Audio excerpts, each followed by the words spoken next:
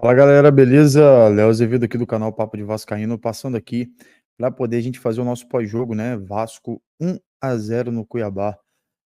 Resultado extremamente importante, resultado que nós precisávamos por ser um jogo atrasado, mas um jogo muito sofrível do Clube de Regatas Vasco da Gama. Um jogo muito aquém daquilo que a gente espera do Vasco. E mais uma vez o Vasco não apresentou um bom futebol. A gente vai falar sobre isso, vai falar sobre algumas nuances dentro do jogo, sobre os erros do Rafael Paiva dentro desse jogo, na minha concepção, tá? E olhar, né, com um olhar de quem sabe, né, que o Vasco pode render mais. É isso que eu quero trazer para vocês aqui. Mas antes de mais nada, nesse pós-jogo aqui, eu quero pedir a vocês para que vocês se inscrevam no nosso canal, ative o sininho das notificações, deixe seu like, porque é muito importante, compartilhe com a galera, comente, deixe aí pra gente aí, quanto mais curtida, mais inscrição nós tivermos, nosso trabalho vai ser apresentado a outras pessoas. Então, se você gosta do nosso trabalho, dá essa moral pra gente aí, porque eu conto com você vascaíno, beleza? Vamos lá. O Vasco hoje precisava de toda e qualquer forma vencer esse jogo, e nós conseguimos. A torcida mais uma vez fez sua parte, lotou o estádio e empurrou mais uma vez o Vasco para uma vitória na base do esforço. A realidade é essa. O time começou o jogo muito espaçado, ali com a formação, começando com o Hugo Moura, Matheus Cocão ali no meio-campo e Coutinho armando essa jogada. Emerson Rodrigues, outra partida tenebrosa dele, não sei o que tem acontecido com o Emerson Rodrigues, que vinha em ascensão. Pumita entrou na ponta direita como último jogo, a formação do último jogo, e não rendeu também. Depois, dando lugar aí ao Jean Davi, no caso, né? Ele veio para a direita e deixou o Jean Davi ali na ponta, porque o Paulo Henrique saiu aí porque estava sentindo falta de ar, cansaço. Para quem não sabe, o Paulo Henrique está aí gripado, né? Segundo o próprio Rafael Paiva citou na sua entrevista coletiva. Mas a gente precisa entender que o Vasco precisa performar. Ah, Léo, exigir muito? Não. Eu acho que o time pode compactar mais. O Rafael Paiva tem obrigação de consertar isso. Mas hoje, mais uma vez, nós sofremos. Sofremos principalmente com a falta de criação. Coutinho hoje também não foi bem. Os melhores em campo ali, sem dúvida nenhuma, na minha visão, foi o Hugo Moura. E ali o Matheus Carvalho também conseguiu dar conta do recado, mas o Hugo Moura foi, assim, excelente. Tanto é que recebeu nota 7 pelo GE.com. O Léo Jardim não sofreu quase tanto com as bolas no ataque ali, mas o Léo também, o Léo Pelé jogou, e jogou muito ali junto com o João Vitor. Então, assim, também foi um outro que outrora era criticado, mas agora fez um outro bom jogo. E com isso tudo, houve uma chuva em São Januário novamente hoje, antes do jogo, um temporal no Rio de Janeiro, aonde acabou ali pesando o campo novamente. Não é desculpa para os profissionais que estão ali dentro de campo, por mais pesado que o campo esteja, mas se tem algo de positivo que a gente pode tirar disso, é a primeira vitória do Vasco com o Coutinho como titular, a reafirmação do Payet, que entrou no segundo tempo e entrou muito bem no outro vídeo aqui, no próximo vídeo amanhã, tá? Na hora do almoço a gente vai falar exatamente sobre isso, sobre essas questões do Payet, como que ele entrou, como é que ele tranquilizou a torcida, vai ser bem legal, dá uma olhada lá no nosso canal na hora do almoço. E quero aqui também trazer para vocês alguns números desse jogo, né, para a gente poder avaliar. Eu vou usar aqui o site para a gente ter uma avaliação legal do aí, acho que é o Net Vasco, Super Vasco, tá? Para não falar errado aqui, a gente está utilizando aí do Super Vasco e a gente vai passar para vocês aqui algumas estatísticas aí do Clube de Regatas Vasco da Gama, beleza? A gente vai ver aqui como é que vai ficar essa situação. Deixa só eu ver aqui rapidinho aí. Estamos na tela aqui com vocês. Vou trazer algumas estatísticas desse jogo para a gente poder repensar aqui. Vamos lá. Ficha técnica aqui, Vasco 1-0 no Cuiabá. Importantíssima essa vitória, como eu disse. A gente precisava se afastar do Fluminense ali com esse jogo atrasado, então a gente chega a 40 pontos. Outro ponto positivo é que a gente praticamente se livra da zona de rebaixamento, então, assim, pensar para cima, porque dificilmente o Vasco cai, ainda mais com a pontuação restando 8 jogos aí para o Vasco. As estatísticas foram as seguintes aqui, ó. Gols, né, 1-0 Vasco, chutes ao gol 2-2, foi um jogo bem truncado. Total de chutes, né, não sendo na meta, 12 do Cuiabá e 13 do Vasco, pra você ver o equilíbrio. Chutes bloqueados, o Vasco bloqueou 7 e o Cuiabá bloqueou um chute do Vasco. Chutes dentro da área, 8 do Vasco e 4 aí do Cuiabá. Faltas, foi um jogo muito faltoso, 16 para o Vasco, 14 para o Cuiabá. Escanteios, 3 para o Vasco, 1 para o Cuiabá. Impedimentos, 1 para o Cuiabá. Posse de bola, que você percebe que a maior parte do tempo a posse de bola ficou com o time do Cuiabá, mas mesmo assim muito equilíbrio dentro desse contexto. Cartões amarelos, o Vasco levou 2. Aqui tá um detalhe que preocupa muito, depois a gente vai esmiuçar isso para vocês, mas Verratti tomou o terceiro cartão amarelo e o Hugo Moura também. Cartão vermelho ninguém tomou, defesa do goleiro, 2 do Léo Jardim e 1 aí do Walter, né, do Cuiabá. Total de passes, 406 passes trocados aí pelo Cuiabá, para você ver aqui, ó, quase aí a mesma coisa, e passes certos aí também muito equilíbrio. Precisão nos passes, 81%. E o Vasco, ao longo do jogo, no primeiro tempo, substituiu o Jean Davi pelo Paulo Henrique, né, tirando o Paulo Henrique, como eu disse, saiu com falta de ar. O Lucas Piton sai do jogo, entra no jogo no lugar do Emerson Rodrigues, e Hugo Moura que fez o gol, só que tomou um amarelo. Jair, né, e Coutinho aqui, Coutinho sai para Jair entrar. Leandrinho, tá, que entrou de titular, Maxime entrou no lugar dele.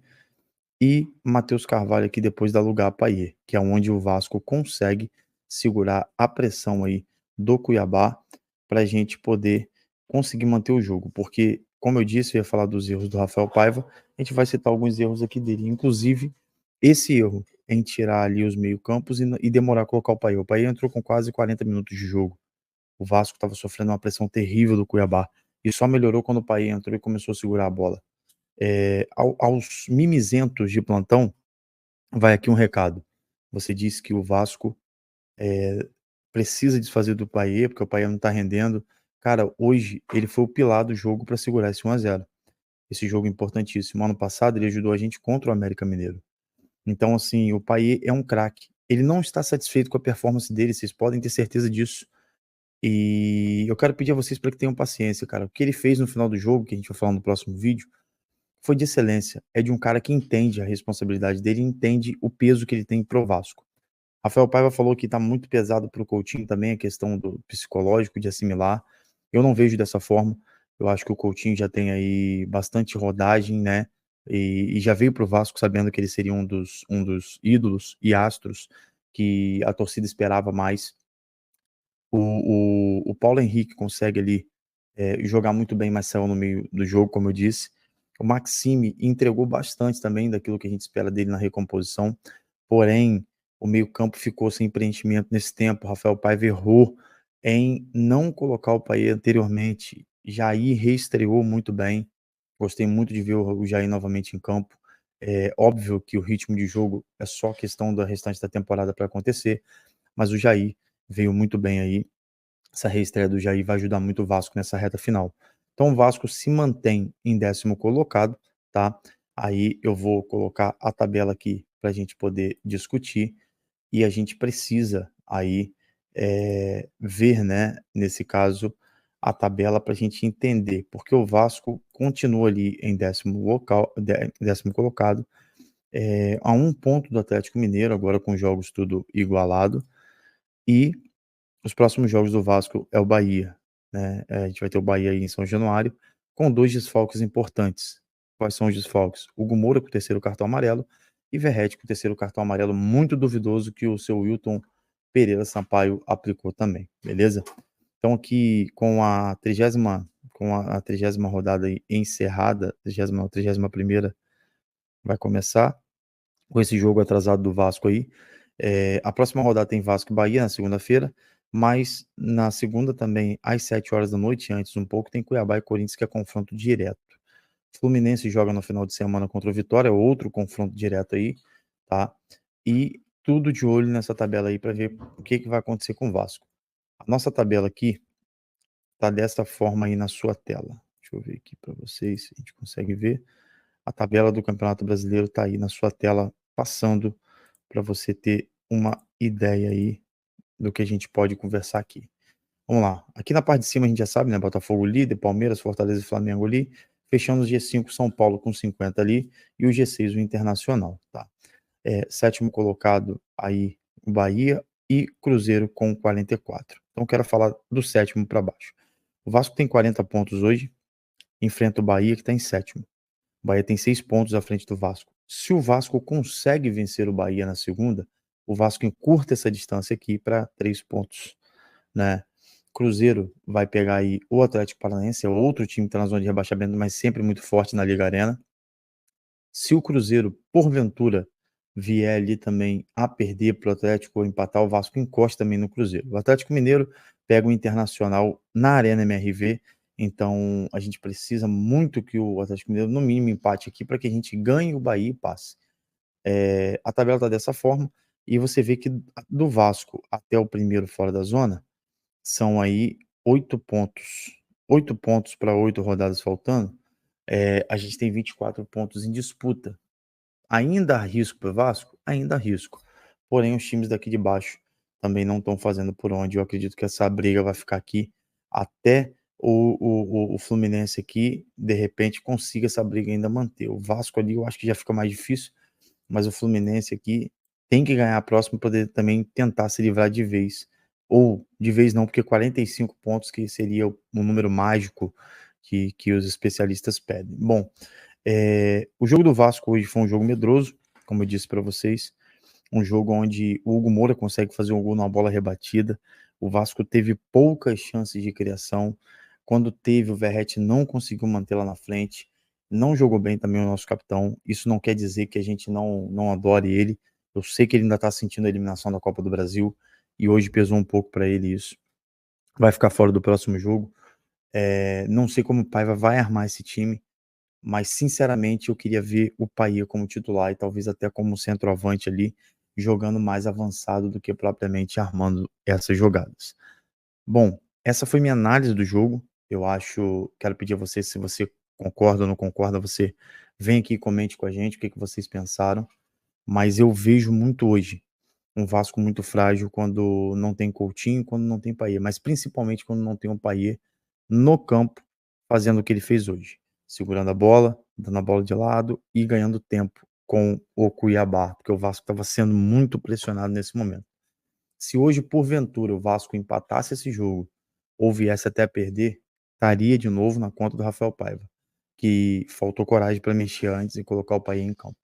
Eu espero que contra o Bahia seja diferente, que a gente consiga trazer um bom resultado dentro de casa mais uma vez, porque o Vasco tem um retrospecto fantástico dentro de São Januário.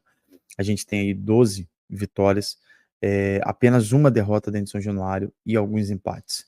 Então o Vasco é muito forte em São Januário, a torcida do Vasco é muito forte em São Januário. E mais uma vez eu peço a vocês, vamos lotar na segunda-feira contra o Bahia dentro de São Januário. Mesmo com esses dois desfalques que eu falei, e se o Paulo Henrique estiver recuperado bem, se não tiver também é mais um desfalque para o Vasco aí nessa reta final. Mas enfim, vamos para cima, a gente precisa ganhar para chegar aos 43 pontos e precisa sonhar. Sonhar alto com a Sul-Americana, sonhar alto, quem sabe até com uma pré-Libertadores, se Deus assim nos permitir. Tamo junto, saudações vascaínas, fiquem todos com Deus e até o próximo vídeo. Nos ajude aí a chegar a 1.500 inscritos, clica aí, coloca o dedo aí na inscrição, coloca o dedo no like, compartilha com a sua galera que é Vasco e vem para cá para a gente debater Vasco da Gama. Tamo junto!